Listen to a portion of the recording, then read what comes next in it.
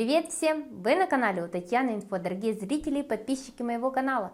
В сегодняшнем видео вы узнаете, как вмиг избавиться от кашля и бронхита. И это очень простой и наверняка знакомый вам рецепт. Но быть может вы о нем забыли, и я вам сегодня напомню, как приготовить очень вкусный напиток для лечения кашля и бронхита. Нам понадобится молоко цельное 250 мл.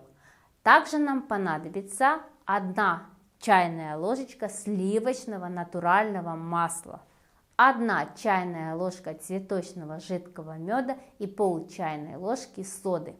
Молоко нужно вскипятить и добавить к нему все ингредиенты, кроме меда.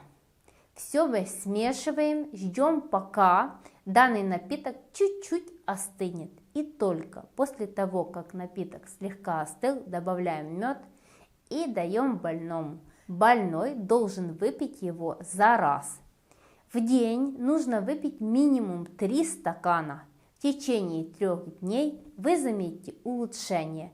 Это просто волшебное чудо-лекарство. Попробуйте. Легко, просто и эффективно избавиться от кашля и бронхита. Понравилось видео? Жмите лайк, делитесь с друзьями, пишите комментарии. До новых видео и до новых встреч. Пока-пока, увидимся!